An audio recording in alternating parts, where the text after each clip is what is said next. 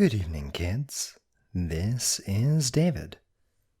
So, a little bit ago, probably, week and a half or something, I took a step back and kind of ranted and raved about a certain visual novel that was really poopy. And while I entirely stand by everything I said about that game in that video, I don't think I really made a clear enough case for why, or at least one of the reasons why that game was so appalling. And that's because visual novels really can be good. And to accentuate that point, we're going to talk a little bit here together about a good visual novel. A mostly good visual novel, anyway. Everything in moderation, anyway. So, kick off your shoes, get cozy, get something to drink, get a blanket, and we're just gonna do a little bit of talking here. A little bit of talking about a very good experience. And that's Senjou no Maou. So, I'm gonna spoil this entire game, by the way. Senjou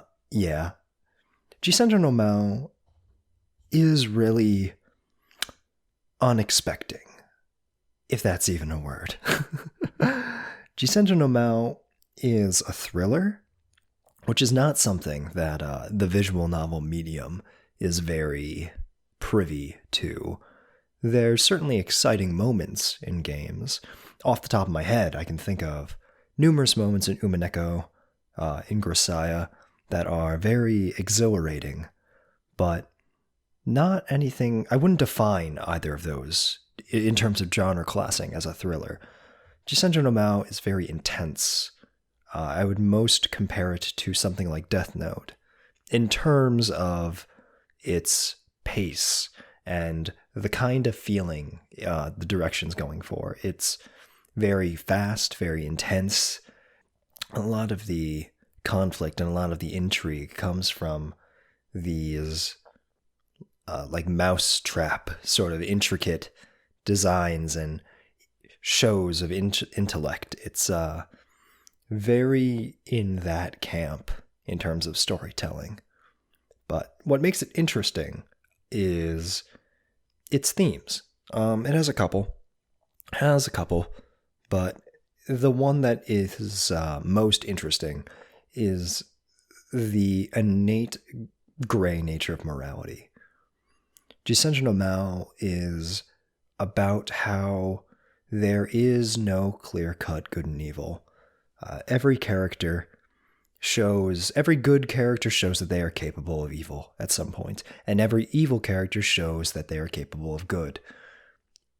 There's also sub-themes, things about revenge, and those are all executed very well too. But that core theme of morality is really expressed quite well, particularly in the game's ending. And this is really what I wanted to talk about, is that overall, Senjou no Maou is a pretty good experience.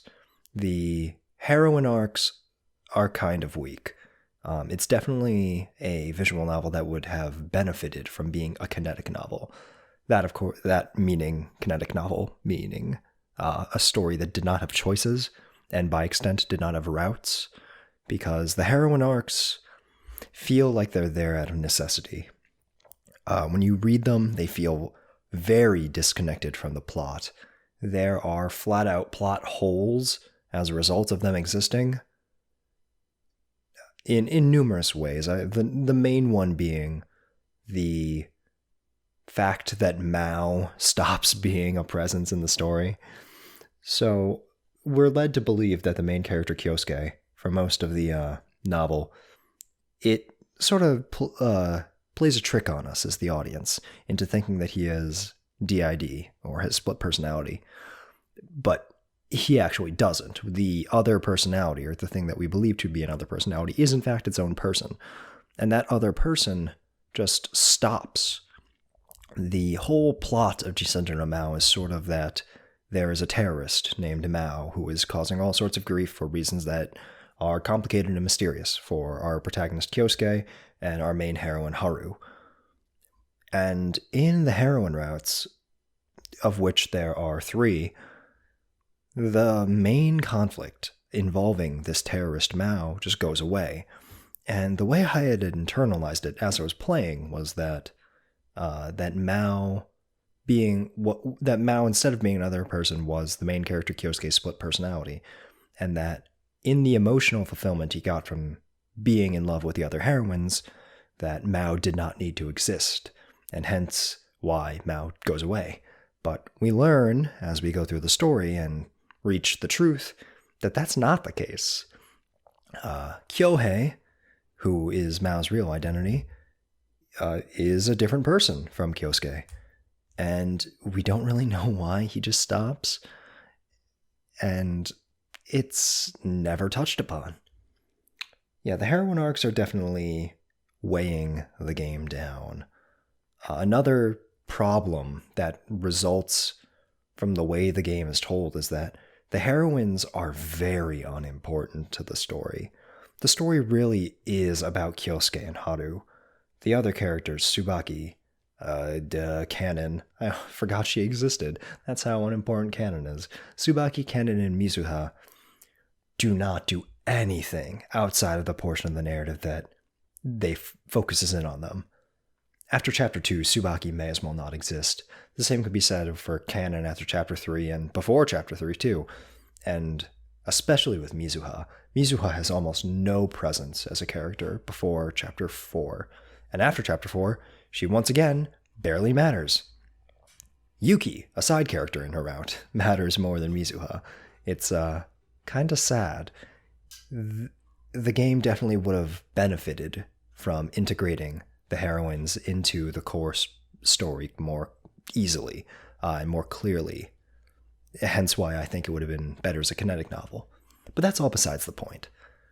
Because once you get past that, the core story is incredibly interesting. You learn that our protagonist Kyosuke isn't exactly the best guy. He is in fact a pretty shady guy. He works for the Yakuza and is a part of all sorts of illegal business takings. They don't go into detail, but we know enough to say that it's to know that it's bad.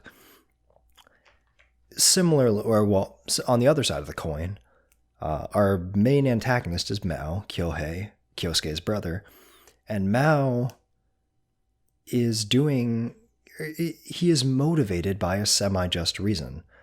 That being that his father, Kyosuke's father, they're brothers, their father was imprisoned because he killed someone, but he killed that person arguably for a very moral reason, that person was this drain on society that was using shady practices to ruin multiple people's lives, including, of course, his. So Kyohei's revenge, while obviously not correct, especially in the way he ends up doing things, you see where he's coming from and it's easy to empathize. That's the big thing, is you can empathize with Kyohei. And this can be said for pretty much every character. Yuki is great, but she also does bad things, especially in Chapter 4 with the hostage situation. Tsubaki is this pure angel, but is very easily corrupted. And this was actually one of the other things that impressed me a lot, was the character Tsubaki, and why I wish she was a more integrated character into the narrative, is because she starts off seeming like a very, very, very, very flat and tired archetypical character. But the way they make that her flaw, they make that innocence the flaw, and they point out to that going, this is bad. And they have her go through this arc in which she slowly grows more accustomed to the ways of the world, while at once also becoming corrupted, was so interesting. And the fact that she's able to pull herself back from the brink when she's about to be fully corrupted by Kyosuke is really great. It sends a very strong message about love and about family. A message strong enough to reach Kyosuke as he watches on.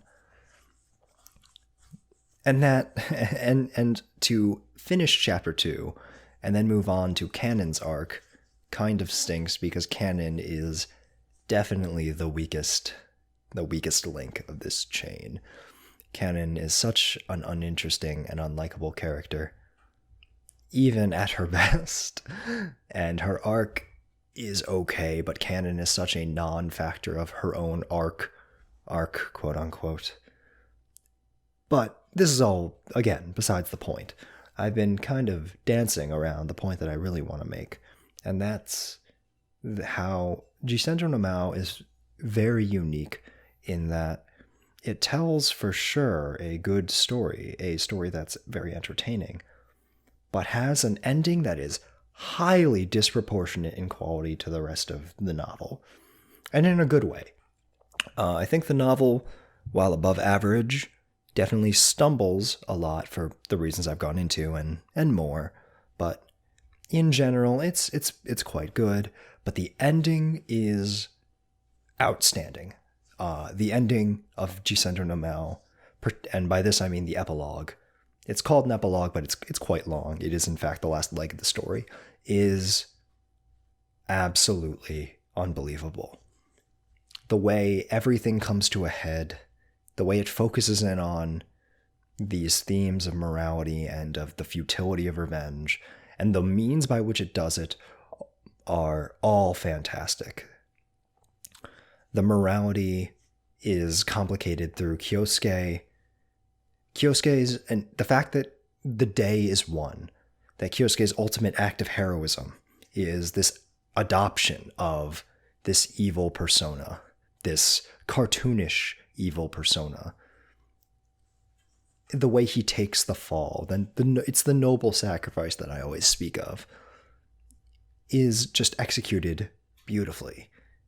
The ending, the insert song Close Your Eyes, is so fitting for that scene, and the way that entire long loop in which they are playing Close Your Eyes is extremely hard-hitting. This is not a tear-jerking VN in general by any extent, but that ending really hits you in a way that I was just not expecting.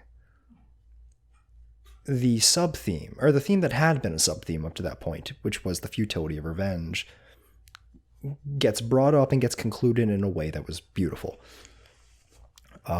So Maou, as I had kind of described, Kyosuke's brother, Kyohei, had been motivated by revenge to commit these acts of terrorism.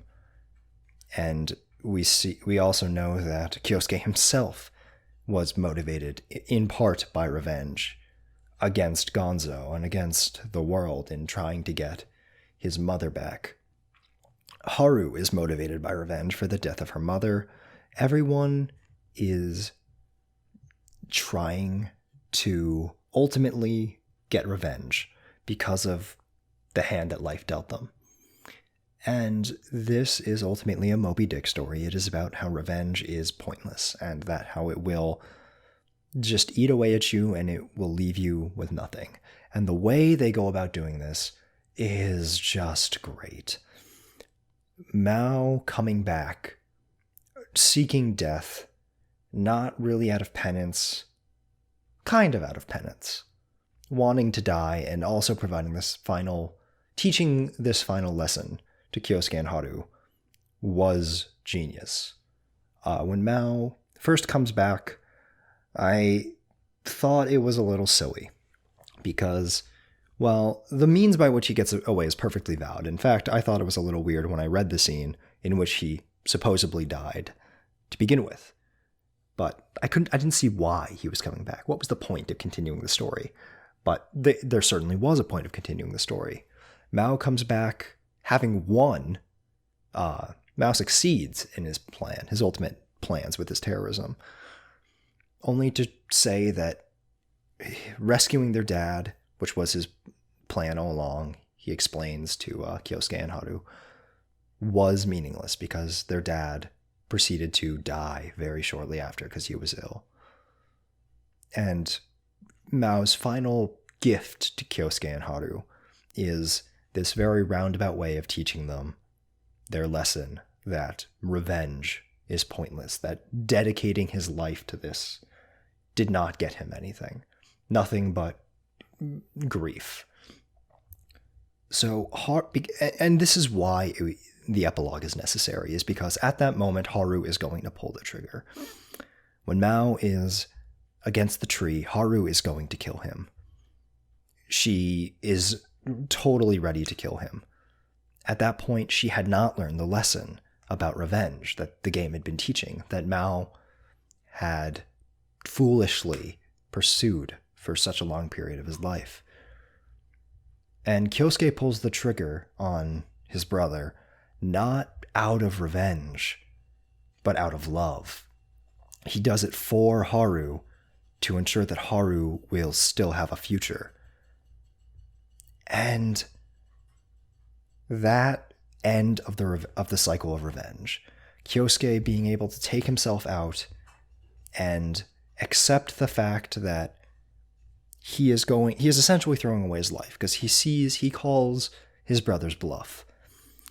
But Kyosuke is still willing to throw away his life because of because of Haru, because Haru has come into his life, and because Haru has given him a new reason to live. The ultimate message being, of course, that love is more powerful than hate, that living because of love and living for another person is more fulfilling and more just enriching than living a life of hatred. This ultimate act of love in which Kyosuke takes the fall for Haru, and the scenes that follow are deeply moving in their own right. But then the execution of this scene, and the scenes rather, is masterful. So Kyosuke, he realizes, he shoots his brother so that Haru will not be a murderer and will not give in to the cycle of hatred and the cycle of revenge. But obviously, the police are on his tail, and they would inevitably realize that Haru had intent to kill. So he turns himself willingly into this monster. He paints himself as this villain so that everyone he loves, Haru, can be safe. This level of sacrifice really, really gets to me, because it's not sacrificing the selfish part of the noble sacrifice. Is that, sure, you're giving up your life or you're giving up your whatever, but you are going down as a hero. That is the sort of outside idyllic benefit of the noble sacrifice. The selfishness comes from the fact that you're exiting the world, but you will go down in glory, that the world will accept you as a hero. The much harder noble sacrifice, and this isn't something that I find touched upon much in fiction. I can think of a couple stories, namely Code Geass, that does it as well. And Code Geass does not do it as well as here, is the noble sacrifice in which not only are you going to die, but you are going to be, or not die in this case, but not only are you going to take the fall, but you are going to go down a villain. Kyosuke paints a target on his chest and puts on this persona of this horrible maniacal villain, which not only forces him to shove away all these relationships that he's formed, but also eats away at him as he has to say these damning things about the people that he loves, so that the cops will see him as so evil that surely these women were just victims, that surely just this evil man was behind it all, and only Kyosuke will be damned. that idea is so unique. The idea of the noble sacrifice in which you get nothing. All you get is self-satisfaction, and even then it's tainted. It's tainted by the fact that you have to say these vile things about the people that you love, that you have to adopt this persona that is hurting you just as much as it is hurting others. That is such a hard thing to come to terms with. And the way it manifests in the characters, and this is the point that I started crying reading the ending of Senjou no Maou, was when the heroines had come to visit Kyosuke in his cell, or at the jail, whatever. And this is something that I feel definitely would have been improved by having the characters better integrated into the novel, because it is plenty sad, this moment, in its own right. Like I said, I did cry. But at the same time, I had this feeling in my heart that was, oh yeah, Tsubaki exists, doesn't she? Oh yeah, Canon as a character who is in this game, isn't she? And I had read the heroine arcs, but they're so disconnected from the main plot that when they come back into the main plot, they still feel like obtuse. But at that point, Close Your Eyes is playing. It's beautiful. And this touches on another thing. Another just one of this. It hits on a lot of themes that I personally care about and like. And the theme of not seeing your own worth. This is one of the primary themes of the novel No Longer Human by Osamu Dazai, which is fantastic. I definitely recommend everyone reading that novel. But that's a primary theme of that, is not seeing your own worth. And when these girls come to Kyosuke, and he has to keep up the act, of course, that he is the villain, that he is just the worst.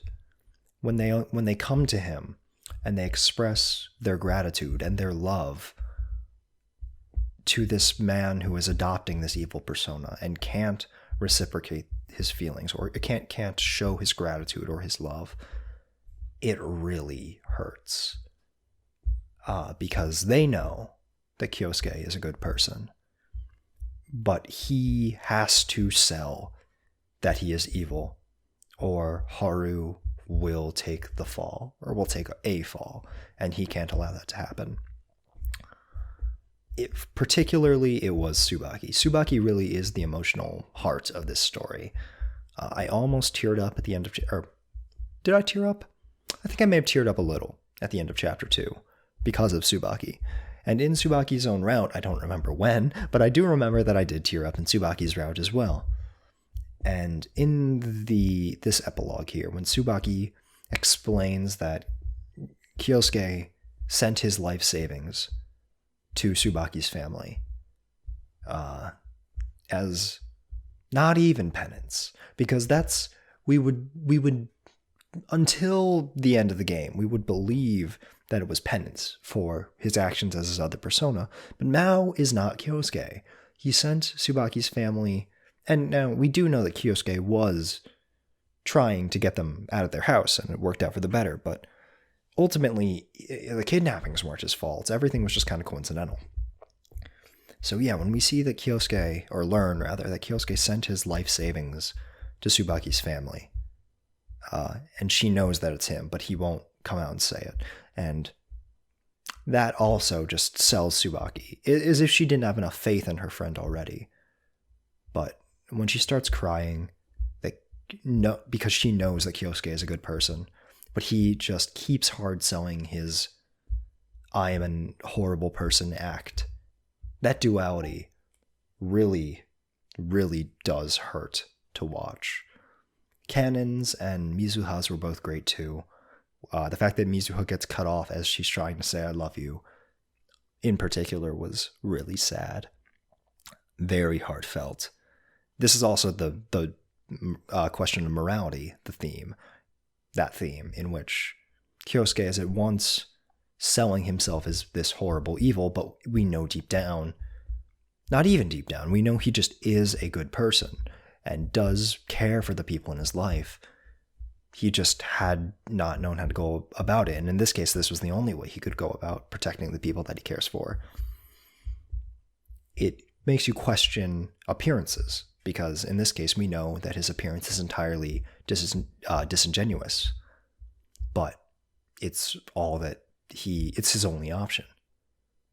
And that conflict between persona and self goes to accentuate the idea that morality is not something we can easily draw on, that there is always multiple facets of a person. And the ending, the absolute ending, just is perfect. Kyosuke, and the absolute ending dials back on the idea of love, love being more powerful than hate, and breaking the cycle of violence and all that. So when Kyosuke gets released, he is fully ready to believe that he was forgotten, that the world, that the girls, everyone has vilified him, and that he is going to just quietly sink back into life. But that doesn't happen. He sees Haru with this child, and at this point, he is just hurting. He sees the woman that he loved holding a child with another, presumably another man, and he just has to swallow his pain. But, of course, that isn't the case. Of course, Haru was true to Kyosuke. That child is Kyosuke's. When the little girl says, like, "I'm 7 years old, Papa," and it just clicks in Kyosuke. It clicks that Haru, of course, Haru would never have abandoned him. Of course, Haru knew that Kyosuke had been bluffing for her sake. Of course she knew this. Of course she stayed true. And the fact that she just welcomes him with open arms, as if it were still the day that he left her. Man, it gets at you. Because Kyosuke had given up on himself at that point. He had given up on himself. He had given up on the idea of having that sort of idyllic future. But Haru, the messages, the themes of the story were not lost on her. She sees that the cycle of hatred was pointless to keep going. She breaks free from it. She remembers that love, and it gets paid back through this moment. It's such a conclusive ending, and also one that is so deeply moving. It really gives me Clannad After Story vibes, actually, when little unnamed girl, but it's implied, I guess, that her name is Kyosuke's dead sister, but little nameless girl just embracing Kyosuke, and Kyosuke, as if to say, it's over. You can rest now. That was quite simply just beautiful. And the epilogue as a whole, from the minute the second Close Your Eyes starts, to this beautiful ending with Kyosuke being able to rest, having found a family in Haru and in his daughter, is just, it's perfect. The directing is there, the art is there, the music is there. It is such a well-crafted series of scenes that on that alone, I would recommend Senjou no Maou. It's not that long. I think it's about 30-ish hours. That's really nothing. That's pretty moderately short in the grand scheme of visual novels. It's no Little Busters or Umineko or what have you. Yeah, that level of pathos that is acquired in such a unique way really elevates Senjou no Maou. If morality is always an interesting concept, but it's tackled very interestingly here in how All the characters are gray, but in ways that you wouldn't expect. And if those themes, the themes of revenge, the themes of morality, get to you in any way, strike any sort of chord with you, Senjou no Maou is going to be quite the ride.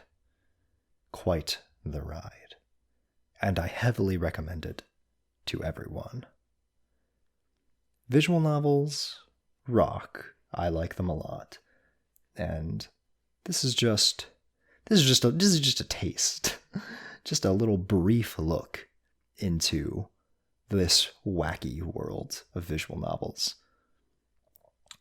So, I hope this little powwow was insightful. I hope y'all learned something. And I hope more of you, all of you, are moved, inspired even, to pick up a visual novel. Because there's lots of good ones out there if you just have a little intuition and know where to look. Senjou no Maou is great, and I hope you all have a nice day. Sayonara.